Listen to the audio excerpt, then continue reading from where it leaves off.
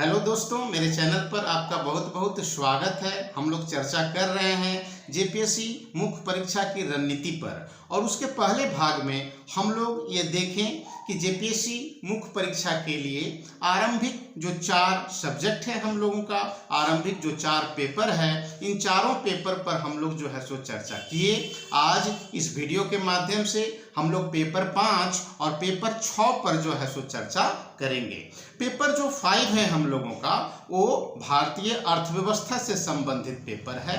इसमें इकोनॉमी को हम लोगों को जो है सो पढ़ना है, और इसका जो सिलेबस है वो काफ़ी व्यापक है, ठीक है ना। कई खंडों में ये जो है सो बटा हुआ है, और हम लोगों को पता है कि लॉन्ग क्वेश्चन के रूप में हम लोगों को 4 प्रश्न का जो है सो उत्तर देना है, ठीक है। पहला जो इसका खंड है, तो पहला खंड हम लोग पाते हैं कि पहला खंड है भारतीय अर्थव्यवस्था के आधारभूत लक्षण, ठीक है। मतलब कि भारतीय अर्थव्यवस्था के आधारभूत लक्षणों से संबंधित बहुत सारे यूनिट्स आप लोगों को जो है सो पढ़ने हैं। अब ये देखना है कि कौन कौन सा यूनिट जो है सो हम लोगों को पढ़ लेना है ना। लेकिन उससे पहले एक चीज ध्यान रख लेना है कि पेपर 5 के लिए, इंडियन इकोनॉमी के लिए, है ना, और जो ग्लोबलाइजेशन वाला जो टॉपिक है, सस्टेनेबल डेवलपमेंट वाला जो टॉपिक है, मतलब कि भारतीय अर्थव्यवस्था के साथ जो है हम लोग पाते हैं कि पेपर 5 में भारतीय अर्थव्यवस्था के साथ साथ ग्लोबलाइजेशन भी जुड़ा हुआ है और सस्टेनेबल डेवलपमेंट भी जो है सो जुड़ा हुआ है, ठीक है ना।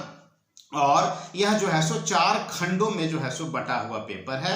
तो पहला खंड जो है वो आधारभूत लक्षणों से संबंधित है ना। तो यहाँ पर किन किन किताबों को देखना है हम लोगों को भारतीय अर्थव्यवस्था के लिए, उसको पहले समझ लीजिए। बहुत सारी किताबों का अध्ययन आपको नहीं करना है, क्योंकि आप ये कर ही नहीं सकते हैं, क्योंकि हम लोग पाते हैं कि बहुत सारी किताब पढ़ा जा सकता है, बहुत सारे किताबों को देखा जा सकता है, लेकिन समय कम है। इसमें आपको सिर्फ 2 किताब पढ़ने का सुझाव जो है सो हम देंगे। एक तो प्रतियोगिता दर्पण का अतिरिक्तांक है ना, भारतीय अर्थव्यवस्था का जो अतिरिक्तांक आता है तो प्रतियोगिता दर्पण का, तो उसको आपको जो है सो खरीद लेना है। और दूसरा किताब भारतीय अर्थव्यवस्था लाल एवं लाल का, है ना। तो लाल एवं लाल की भारतीय अर्थव्यवस्था और प्रतियोगिता दर्पण के भारतीय अर्थव्यवस्था के अतिरिक्तांक वाला जो सेक्शन है, इन दोनों किताबों से जो है सो आप भारतीय अर्थव्यवस्था के पेपर को आप तैयार कीजिएगा। पहला जो ग्रुप है, पहला जो समूह है, तो उसमें आपको मुद्रास्फीति वाला जो है सो टॉपिक देख लेना है ना। मुद्रास्फीति वाला टॉपिक देखना है। फिर कृषि और ग्रामीण अर्थव्यवस्था वाला जो है सो टॉपिक देखना है ना। नंबर 3 में आपको लोक वित्त वाला जो है सो सेक्शंस देख लेना है। लोक वित्त वाला जो खंड है उसको देखना है। फिर बजट देखना है, और भारतीय मौद्रिक संरचना वाला जो खंड है उसको आपको देखना है। मतलब कि भारतीय अर्थव्यवस्था का जो समूह क है, पहला जो खंड है हम लोगों का भारतीय अर्थव्यवस्था का आधारभूत लक्षण, उसमें आपको मुद्रास्फीति पढ़ना है। फिर कृषि और ग्रामीण अर्थव्यवस्था देखना है। फिर आपको लोक वित्त देखना है, बजट देखना है, और भारतीय मौद्रिक संरचना और भारत की जो बैंकिंग प्रणाली है उसी के साथ जुड़ा हुआ है। इतना ही आपको जो है सो देखना है। अब अगर हम लोग समूह बी में अगर आते हैं, मतलब कि खंड 2 में अगर हम लोग आते हैं, तो इसमें सस्टेनेबल डेवलपमेंट है, आर्थिक मुद्दे और भारतीय विकास की रणनीति वाला जो है सो ये खंड है। सिलेबस में आप देखिएगा इसमें आपको क्या क्या देखना है। तो पहला जो इसका टॉपिक है, मतलब आर्थिक विकास का अभिप्राय और मापन, अविकसित होने की विशेषताएं, इसको जो है सो आपको देखना है।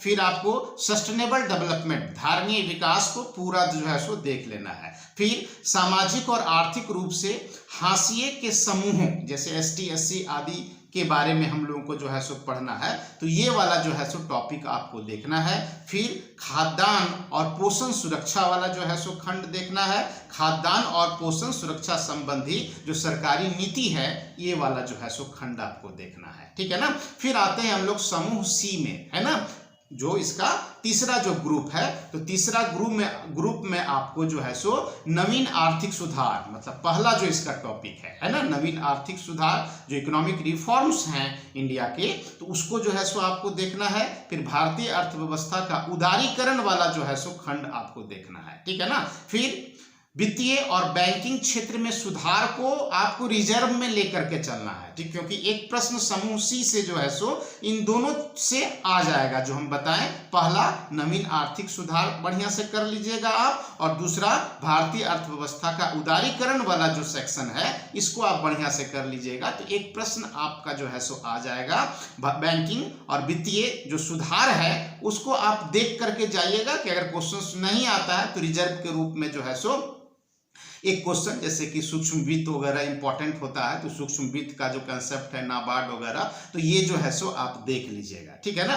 फिर अगर हम लोग समूह डी में अगर हम लोग आते हैं, मतलब कि इसका जो ग्रुप जो डी है, तो ग्रुप डी एक प्रकार से झारखंड की इकोनॉमी से जो है सो संबंधित है, और इसमें एक प्रश्न आपको जो है सो करना है। तो मुख्य रूप से आपको क्या क्या देखना है इसमें, तो आपको देखना है झारखंड का जनांकीय लक्षण, है ना, जो जनगणना जो है हम लोग का 2011 वाला, ये झारखंड के संदर्भ में जो है सो आपको देख लेना है बढ़िया से, ठीक है ना। 2001 और 2011 से तुलना भी जो है सो आपको कर लेना है, ठीक है। फिर गरीबी की जो स्थिति है झारखंड में, बेरोजगारी की जो स्थिति है, खाद्यान्न सुरक्षा है, कुपोषण है ना, झारखंड में शिक्षा और स्वास्थ्य से संबंधित जो सूचक है, संकेतक जो है, ये वाला खंड आपको बढ़िया से देखना है। एक प्रश्न यहाँ से आपका रहेगा, है ना। फिर भूमि वन वातावरण संबंधी झारखंड का जो मुद्दा है इसको जो है सो आपको बढ़िया से देख लेना है ना।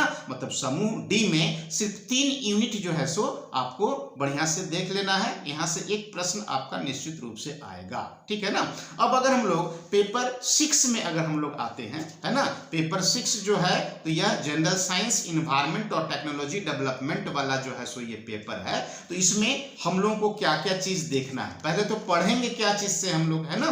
तो देखिए इसमें साइंस वाला जो पेपर है हम लोगों का, तो इसके लिए लूसेंट का जो सामान्य विज्ञान है ना, तो लूसेंट का सामान्य विज्ञान आपको बढ़िया से जो है सो देख लेना है ना, क्योंकि ऑब्जेक्टिव क्वेश्चंस भी है। तो लूसेंट के सामान्य विज्ञान से आपको बहुत सारा चीज जो है सो मिल जाएगा। इसके बाद जो है आपको सिलवंत सिंह वाला जो साइंस एंड टेक्नोलॉजी का जो किताब आता है सिलवंत सिंह का, है ना, मैग्रो हिल का, तो उसका जो है सो सहायता आपको जो है सो लेना है। ज्यादा किताब नहीं पढ़ना है, तो एक जो है सो आप लूसेंट का सामान्य विज्ञान को जो है सो देखिए, और सिलवंत सिंह वाला जो साइंस एंड टेक्नोलॉजी है उसको आप देखिए। स्पेक्ट्रम के भी साइंस एंड टेक्नोलॉजी को आप देख सकते हैं, है ना। स्पेक्ट्रम का भी विज्ञान और प्रौद्योगिकी की किताब काफी अच्छी होती है ना। तो इन दोनों किताबों से जो है सो आप अपने पेपर 6 को जो है सो तैयार कर सकते हैं। पेपर जो 6 है उसमें हम लोग पाते हैं कि जो लॉन्ग क्वेश्चंस आपको लिखना है वो 32 अंकों का होगा। इसके पहले वाले पेपर में लॉन्ग क्वेश्चंस 40 मार्क्स के होते थे, इसमें आपका एक प्रश्न जो होगा वो 32 अंकों का होगा, क्योंकि इसमें खंड ज्यादा है, ठीक है। वो सिलेबस देखकर आप समझ ही गए होंगे, है ना। तो पहला जो खंड है ये भौतिक विज्ञान का है। इसमें ध्वनि वाला जो यूनिट है इसको आपको बढ़िया से देख लेना है, मतलब ध्वनि का जो नेचर है, ध्वनि का जो कंसेप्ट है, इसको आपको बढ़िया से देख लेना है, ठीक है ना। उसके बाद खंड जो बी है, ठीक है, तो खंड बी में आपको जो है क्या क्या देखना है, तो खंड बी में आपको जैव अणु वाला जो टॉपिक है इसको आपको देखना है। प्रोटीन के बारे में, वसा के बारे में, है ना, कार्बोहाइड्रेट के बारे में, उसकी संरचना, कार्य आदि से संबंधित एक प्रश्न जो है वो हो सकता है। फिर मेंडल का जो आनुवांशिकता का जो सिद्धांत है, तो मेंडल की आनुवांशिकता का जो नियम वगैरह है उसको आपको देख लेना है। फिर विकासवाद का जो सिद्धांत है, मानव विकास सहित, इसको आपको जो है सो देख लेना है। इससे आपका एक प्रश्न आ जाएगा, है ना। फिर रिजर्व के रूप में एक क्वेश्चन जो लग रहा है कि हो सकता है कि पूछ दे, वो है क्या, कोशिका संरचना और उसके कार्य, है ना, क्योंकि सेल की संरचना हाल के दिनों में चर्चा में रही थी, तो कोशिका की संरचना और उसके कार्य को भी आपको एक रिजर्व क्वेश्चन के रूप में देख करके जाना है, ठीक है ना। फिर खंड जो सी है, ठीक है, समूह जो सी है वो कृषि विज्ञान वाला जो है सो ये खंड है, ये झारखंड के ही रिस्पेक्ट में है मुख्य रूप से। तो इसमें आपको क्या क्या देखना है, तो इसमें आरंभ का तीनों यूनिट जो है सो आपको देख लेना है ना। आरंभ का जो 3 यूनिट है इससे एक प्रश्न जो है सो पूछे जाने की संभावना रहेगी, ठीक है ना। आरंभ का 3 यूनिट कृषि विज्ञान में, ठीक है। फिर समूह डी जो है हम लोगों का वातावरण विज्ञान वाला जो है सो ये खंड है। तो वातावरण विज्ञान वाले में आपको जो पारिस्थितिकी तंत्र है हम लोगों का, तो पारिस्थितिकी पारिस्थितिकी तंत्र का जो कंसेप्ट है उसको आपको बढ़िया से समझ लेना है, उसकी संरचना और पारिस्थितिकी तंत्र का जो कार्य है उसको बढ़िया से समझ लेना है ना। फिर प्राकृतिक जो संसाधन है, नवीनीकरण और अनवीनीकरण जो संसाधन होते हैं इसको आपको देख लीजिएगा। ठोस अपशिष्ट प्रबंधन इंपॉर्टेंट है, बायोडायवर्सिटी जो है सो इंपॉर्टेंट है ना। जैव विविधता को पूरी संपूर्णता में जो है सो आप समझ लीजिएगा। एक क्वेश्चन बायोडायवर्सिटी से इस बार हो सकता है ना। फिर जो हम लोग पाते हैं क्लाइमेट चेंज वाला जो सेक्शन है ना, जलवायु जो परिवर्तन वाला जो सेक्शन है, इसमें जो ग्लोबल वार्मिंग का टॉपिक हो गया, या ओजोन परत में जो क्षय हो रहा है, एसिड रेन जिसको हम लोग अम्ल वर्षा कहते हैं, मरुस्थलीकरण, ये आपको देख लेना है ना। यहाँ से एक प्रश्न आपका जो है सो आएगा है ना। इसके बाद जो अंतिम जो समूह है, समूह ई है ना, तो समूह ई में विज्ञान और टेक्नोलॉजी के डेवलपमेंट वाला जो है सो ये खंड है। इसमें आपको परमाणु ऊर्जा देख लेना है बढ़िया से, यहाँ से प्रश्न हो सकता है। फिर आपको सुदूर संवेदन जो है सो पढ़ लेना है बढ़िया से। फिर हम लोग पाते हैं कि जैव तकनीक है ना, बायोटेक्नोलॉजी जिसको हम लोग कहते हैं, तो बायोटेक्नोलॉजी से एक प्रश्न हो सकता है। बायोटेक्नोलॉजी का जितना आयाम है उसको बहुत विस्तार में जाकर के आपको जो है सो देख लेना है ना। मतलब कि परमाणु ऊर्जा पढ़ लीजिएगा, सुदूर संवेदन पढ़ लीजिएगा, जैव तकनीकी पढ़ लीजिएगा और साइबर क्राइम जो है सो पढ़ लीजिएगा है ना।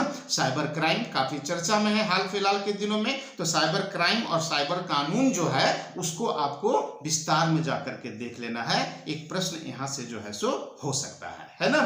फिर राष्ट्रीय स्वास्थ्य नीति भी है इसमें है ना, जैसे मलेरिया, कुष्ठ, टीबी आदि के बारे में है ना, कैंसर, एड्स आदि के बारे में जो है इसको रिजर्व के रूप में जो है सो देख करके आप जा सकते हैं। ऐसे आपका क्वेश्चन इधर से पूछ देगा है ना। परमाणु ऊर्जा से क्वेश्चंस रहे, सुदूर संवेदन से क्वेश्चंस रहे, बायोटेक्नोलॉजी से तो क्वेश्चंस रहेगा ही, ठीक है ना। जहां तक हमको लगता है कि बायोटेक्नोलॉजी से इस बार क्वेश्चंस पूछेगा ही पूछेगा। और फिर साइबर क्राइम जो है इसको आपको देख लेना है। बस इतना ही आपको करना है, ज्यादा किताब नहीं पढ़ना है। इंडियन इकोनॉमी में भी 2 किताब हम सजेस्ट किए और साइंस एंड टेक्नोलॉजी में भी 2 किताब जो है सो हम सजेस्ट किए। इतना ही जो है सो आप कीजिए।